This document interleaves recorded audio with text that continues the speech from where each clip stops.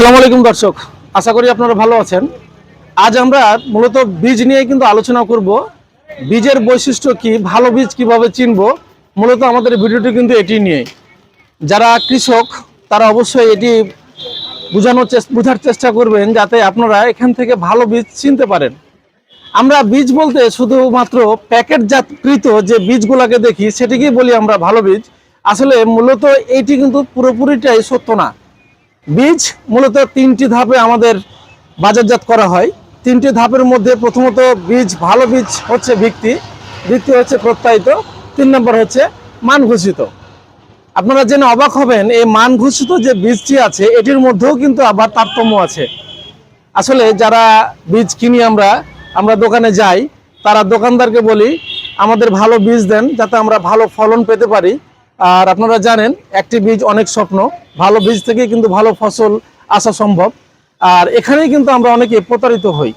তো আপনারা যদি প্রতারিত হতে না চান, আপনারা যদি ভালো মানের বীজ ক্রয় করেন কিংবা চিনতে চান, তাহলে আজকের এই ভিডিওটি কিন্তু আপনারা শেষ পর্যন্ত দেখবেন। আসলে ভালো বীজ চিনার উপায় আমি আপনাদের বলি। বাজারে 3টা জাতের বীজ পান, সেটি হচ্ছে ভিত্তি, প্রত্যায়িত এবং মান ঘোষিত। তবে বীজ হয় 4 প্রকারের। প্রথম বীজটি হচ্ছে বিডার, যেটি আমাদের আবেদন করে, অর্থাৎ যারা কোম্পানি আছে তারা বাংলাদেশ কৃষি গবেষণার কাছে তাদের লাইসেন্স অনুযায়ী আবেদন করে যে বীজটি পান সেটি হচ্ছে বিডার। বিডার থেকে যে বীজটি উৎপন্ন হবে সেটি হচ্ছে ভিত্তি। আর যে ভিত্তি বীজ থেকে, অর্থাৎ আমি আপনাদের একটু চেনার যে স্বার্থে একটু বলে রাখি, আপনারা ভিত্তি বীজ চিনবেন সেটা হচ্ছে এইরকম একটা সাদা ট্যাগ থাকবে এবং গণপ্রজাতন্ত্রী বাংলাদেশ সরকার বীজ প্রত্যয়ন এজেন্সির একটা সুন্দর লগো দেখতে পাবেন, যেটা কিন্তু অরিজিনাল হইতে হবে, এবং একটি বীজে যে ট্যাগটি থাকবে শুধুমাত্র বাংলাদেশ সরকার সেটা একটা বস্তার জন্য ওই ট্যাগটা দিয়ে থাকেন। সেটা কোম্পানি ভেদে জাত অনুযায়ী সেটা কিন্তু পার্থক্য হতে পারে। এখন এটা হচ্ছে ভিত্তি বীজ। ভিত্তি বীজটা কি? ভিত্তি বীজ হচ্ছে বিডার থেকে উৎপন্ন যে বীজটি প্রথম আপনাদের হাতে যাবে সেটি কিন্তু হচ্ছে ভিত্তি বীজ। এবার আমি চলে আসি আপনাদের প্রত্যায়িত বীজের ক্ষেত্রে। প্রত্যায়িত বীজটি আমি চিনব কিভাবে? প্রত্যায়িত বীজটি হচ্ছে, এটাও দেখবেন গণপ্রজাতন্ত্রী বাংলাদেশ সরকার বীজ প্রত্যয়ন এজেন্সি লেখা থাকবে এবং এটা থাকবে নীল ট্যাগ। এটা হচ্ছে ভিত্তি থেকে যে বীজটি উৎপন্ন হবে, অর্থাৎ জমিতে ভিত্তি বীজ রোপণ করার পরে যে ধানটি আমরা পাবো সেটা থেকে যে বীজ হিসাবে আমরা নিব সেটি হচ্ছে কিন্তু প্রত্যায়িত বীজ। এবং সবশেষে চলে যাই আপনাদের আমি যে মান ঘোষিত বীজ নিয়ে, যেটা হচ্ছে মান ঘোষিত বীজ। এটার কিন্তু আরেকটা নাম আছে, ইংরেজি নাম ব্যবহার করা হয়, সেটা হচ্ছে টিএলএস। অর্থাৎ দুই নামেই কিন্তু থাকে মান ঘোষিত। মান ঘোষিত হচ্ছে হলুদ ট্যাগ। এটা কিভাবে হয়? আমরা যখন বীজ প্রত্যয়ন এজেন্সির এই যে বীজ, প্রত্যায়িত বীজ থেকে যে বীজটি তৈরি করব সেটি কিন্তু হবে এই হচ্ছে মান ঘোষিত বীজ।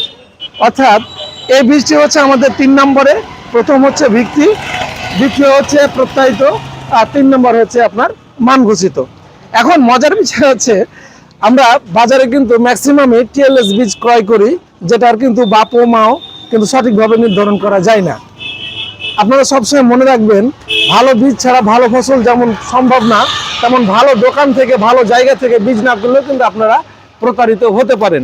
আর আমি মোহাম্মদ মঈনুদ্দিন, মেসার সজীব বীজ ভান্ডার থেকে আপনাদের এই বিষয়টা আপনাদের ক্লিয়ার করি। আমরা কিন্তু সবসময় ভালো বীজটি কৃষককে দেওয়ার চেষ্টা করি, যেটা বিগত আমাদের 17 থেকে 18 বছর ধরে আমাদের প্রতিষ্ঠানটি চলে আসছে এবং সুনামের সহিত।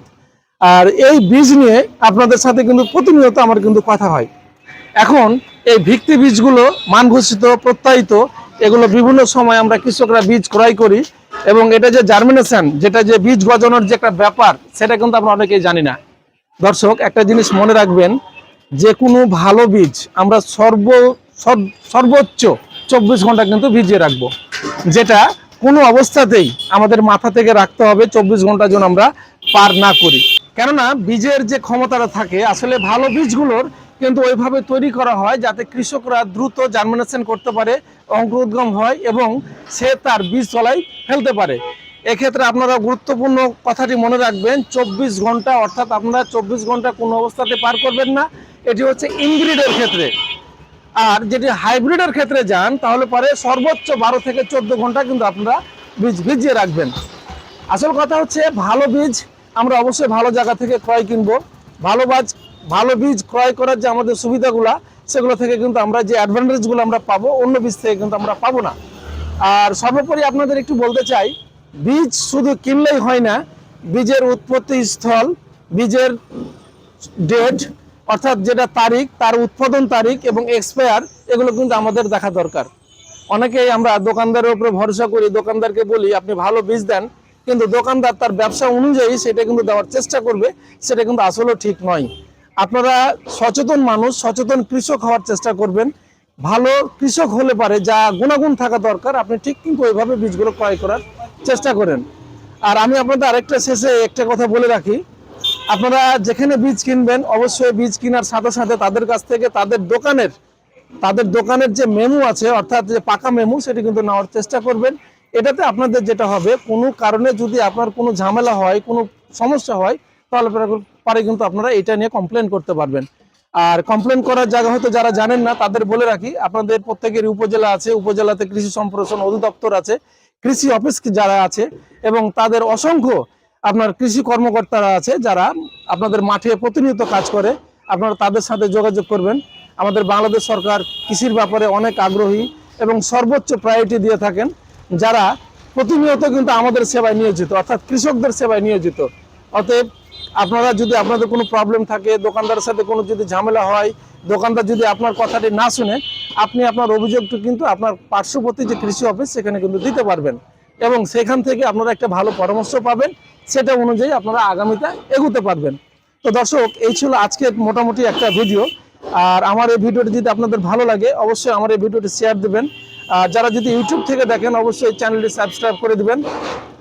কোনো পরামর্শ, কোনো প্রশ্ন যদি থেকে থাকে, অবশ্যই স্ক্রিনে দেওয়া যে নাম্বারটি আছে সেটাতে কিন্তু আপনারা যোগাযোগ করবেন। ভালো থাকবেন, ভালো রাখবেন। আসসালামু আলাইকুম।